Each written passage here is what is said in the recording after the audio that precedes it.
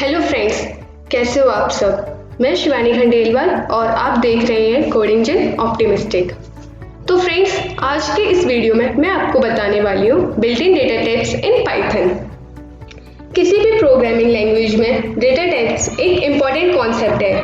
Variables different types के data को store करते हैं और हर डेटा टाइप डिफरेंट वर्क करता है। पाइथन में कुल 14 डेटा टाइप्स हैं, जिनके बारे में मैं आपको डिटेल में बताऊंगी। सो वीडियो को देखते रहिए और चलते हैं अपने आईडीई पर। तो फ्रेंड्स, हम आ गए अपने आईडीई पर एंड स्टार्ट करते हैं new Python file and then rename करते हैं।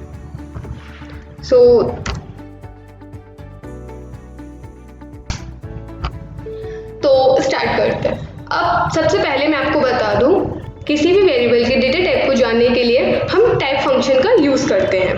जैसे कि I am writing here a simple variable a equals to 5 and then मैं यहाँ इस a वेरिएबल के डेटा टाइप को जानना चाहती हूँ, तो मैं यूज करूंगी सिंपल टाइप एंड देन इस टाइप फंक्शन में मैं पास करूंगी उस वेरिएबल का नेम रन। तो यहाँ मेरे शो है इंट, यानी कि ये मेरा इंट वेरिएबल है। तो डेटा टाइप्स में सबसे पहली क्लास होती है टेक्स्ट टाइप, जो str को इंक्लूड करता है। str means string. तो इसे देखते हैं। This is my text type.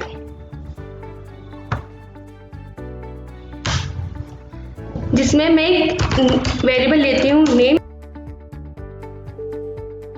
Hello and then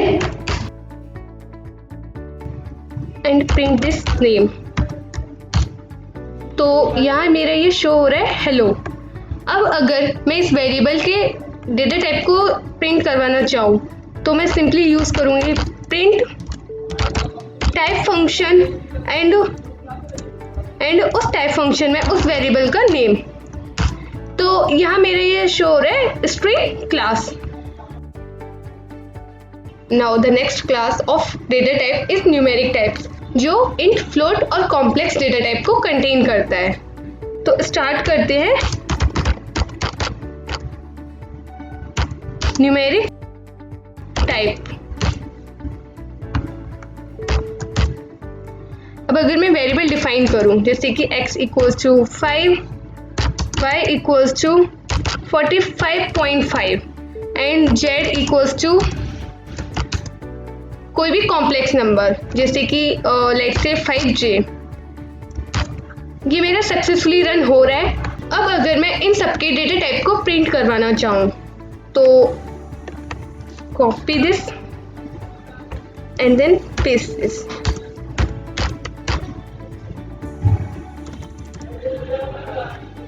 z, y, x। तो यहाँ मेरा ये सक्सेसफुली रन हो रहा है और यहाँ मेरा आ रहा है int class, float class and complex class. Now the next class of data type is sequence type, जो लिस्ट, टपल और रेंज को कंटेन करता है। तो कंटिन्यू करते हैं सीक्वेंस टाइप, जिसमें मेरा है लिस्ट, टपल और रेंज। अगर मैं लिस्ट और टपल की बात करूं, तो ये एक तरीके से एरे की तरह होते हैं जो डेटा को स्टोर करते हैं। तो एक एग्जांपल लेते हैं, जैसे कि x इक्वल्स टू लिस्ट। मैं यहाँ डिफाइन कर रही हूँ लिस्ट को हमेशा स्क्वायर ब्रैकेट से रिप्रेजेंट करते हैं। अब मैं यहाँ मल्टीपल वैल्यूज दे रही हूँ, जैसे कि एप्पल, ऑरेंज। मैं यहाँ स्ट्रिंग और इंटीजर दोनों तरीके के वैल्यूज को स्टोर कर सकती हूँ। तो कोई इंटीजर वैल्यू जैसे कि 5, ये मेरा रन हो रहा है। अब मैं इसका अगर डेटा टाइप को प्रिंट करवाना चाहूँ, तो प्रिंट एंड देन x। तो इस बार मेरा आ रहा है लिस्ट क्लास। सिमिलरली अब अगर मैं टपल डेटा टाइप को इनिशियलाइज करूँ, जैसे कि y इक्वल्स टू टपल को हम पैरेंथेसिस ब्रैकेट से रिप्रेजेंट करते हैं, जिसमें मैं अगर यही सेम वैल्यूज दूं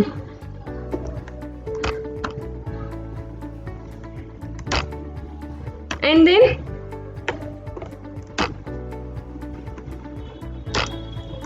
इसके डेटा टाइप को प्रिंट करवाऊं y, तो इस बार मेरा एरर शो कर रहा है, ओप्स, इसकी वजह से ओके। तो इस बार मेरा आ रहा है क्लास टपल। अब आप सोच रहे होंगे कि लिस्ट और टपल एक तरीके से काम कर रहे हैं, बट लिस्ट और टपल में ये डिफरेंस है कि लिस्ट के साथ हम मॉडिफिकेशंस कर सकते हैं, लिस्ट के आइटम्स के साथ हम मॉडिफिकेशंस कर सकते हैं, बट टपल के आइटम्स को हम मॉडिफाई नहीं कर सकते, जो मैं आगे की वीडियोस में और डिटेल में बताऊंगी। Now the next data type था रेंज। तो रेंज के लिए एक वेरिएबल डिफाइन करते हैं, z equals to range. Data type के लिए हम सिंपली लिखेंगे रेंज, और इस फंक्शन में कोई भी एक इंटीजर वैल्यू पास करेंगे, जैसे कि 6। तो ये मेरा सक्सेसफुली रन हो रहा है।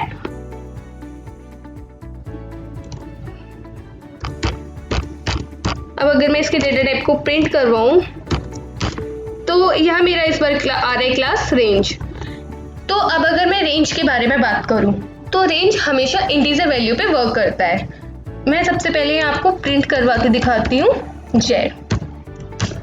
तो यहाँ मेरी रेंज आ रही है 0 to 6, 0 यानी कि मेरा फर्स्ट पॉइंट एंड 6 यानी कि मेरा last point. Now the next class of data type is mapping type, जो डिक्शनरी डेटा टाइप को कंटेन करता है।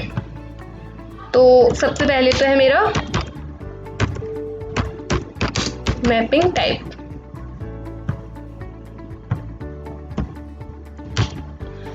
तो इसमें मेरा आता है डिक्शनरी। जैसे कि मैं एक वेरिएबल लेती हूँ नेम, और डिक्शनरी को हमेशा कर्ली ब्रैकेट से रिप्रेजेंट करते हैं, डिक्शनरी को हमेशा कर्ली ब्रैकेट से रिप्रेजेंट करते हैं, और इसमें की और वैल्यू इस तरीके से मैपिंग होती है। तो मैं सबसे पहले डिफाइन कर रही हूँ एक की, जैसे कि name, and then it's value which is my let's say my name Shivani, and then another key branch, and then its value which is my CSC। यहाँ मेन पॉइंट ये है कि सबसे पहले आपको की डिफाइन करनी है, एंड देन कॉलन के बाद उसकी वैल्यू, एंड देन कॉमा, और उसके बाद एक नई की, इस तरीके से। अब अगर मैं इसके डेटा टाइप को print करवाऊं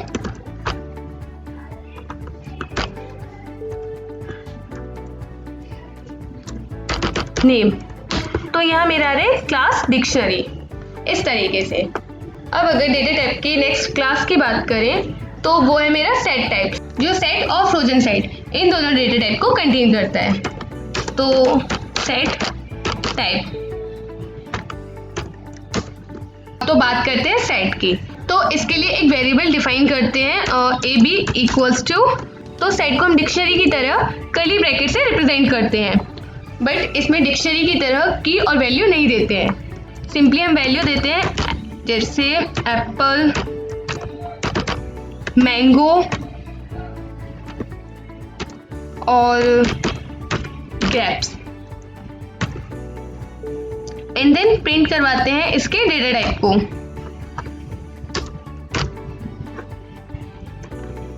this is my AB।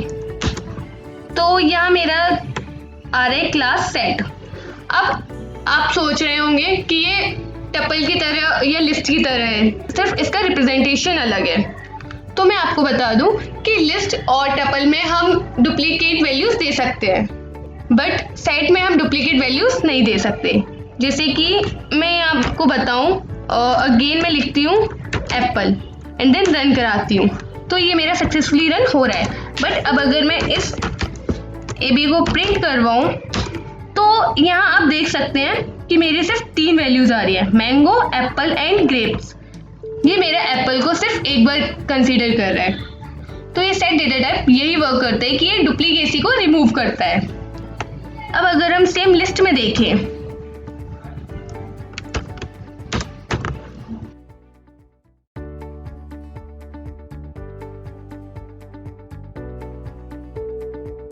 And then run कराते हैं। तो यहाँ मेरा आ रहा है क्लास लिस्ट और प्रिंट करवाते हैं ABC। तो आप देख सकते हैं कि सेट में जो मेरी डुप्लीकेट वैल्यू थी वो रिमूव हो चुकी है, बट लिस्ट में मेरी वो वैल्यू अभी भी है इस तरीके से। Same for frozen site. तो फ्रोजन साइट के लिए एक वेरिएबल डिफाइन करते हैं,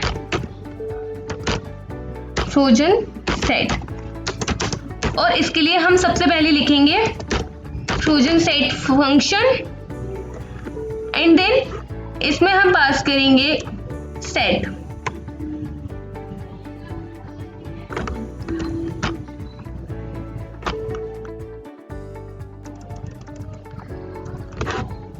एंड देन प्रिंट करवाते हैं इसके डेटा टाइप को, प्रिंट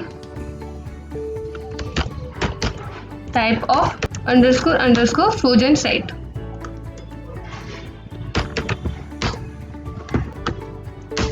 तो यहाँ मेरा अब आ रहा है क्लास फ्रोजन साइट इस तरीके से। फ्रोजन साइट के लिए हम फ्रोजन साइट फंक्शन लिखते हैं और उस फंक्शन में साइट को पास करते हैं। Now the another class of data type is boolean type which contains bool data type. तो स्टार्ट करते हैं boolean type। इसमें मैं एक वेरिएबल इनिशियलाइज करती हूँ s equals to 5 and then print करवाते हैं s is greater than 5। तो यहाँ मेरा आ रहा है फॉल्स, बट अब अगर मैं प्रिंट करवाऊँ print s is greater than और equals to 5, तो यहाँ मेरा आ रहा है ट्रू बिकॉज s की वैल्यू 5 है इसलिए। तो बूलियन मेरा ट्रू और फॉल्स दो वैल्यू को कंटेन करता है। Now the another class of data type is binary type, जो bytes, byte array and memory view को कंटेन करता है। तो स्टार्ट करते हैं बाइनरी टाइप्स,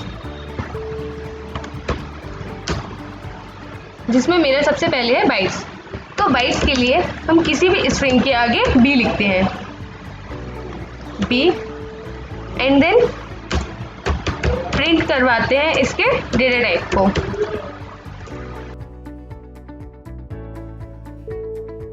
तो अब इसमें मेरा आ रहा है क्लास बाइट्स।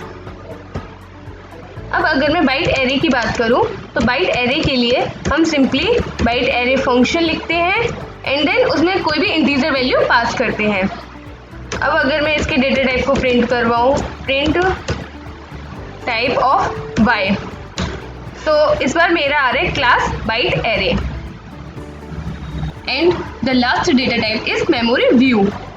तो मेमोरी व्यू के लिए एक वेरिएबल लेते हैं z and then memory view function.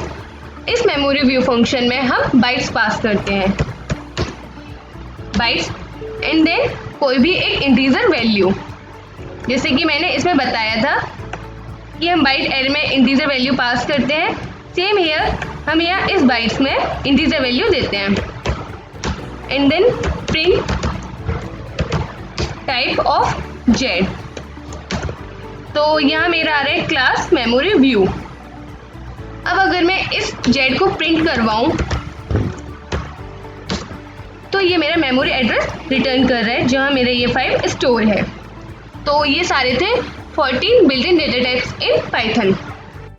और सबसे इम्पोर्टेंट बात, हम जिस तरीके की वैल्यू देते हैं पाइथन में वेरिएबल का डेटा टाइप उसी तरीके का होता है। जैसे कि हमने यहाँ देखा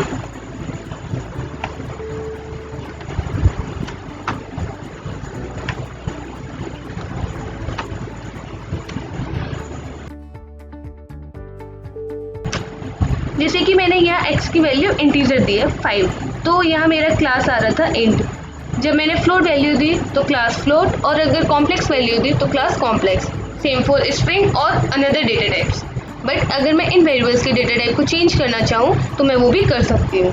जैसे मैं यहाँ 5 की जगह स्ट्रिंग में दूंगी 5, तो अब क्लास है मेरी str यानी कि स्ट्रिंग।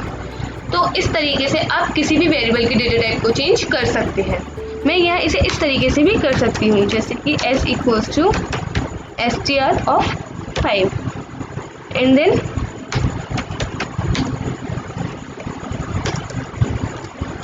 प्रिंट करवाते हैं टाइप ऑफ एस। तो अब मेरी क्लास आ रही है str। तो आप किसी भी वेरिएबल के डेटा टाइप को चेंज कर सकते हैं।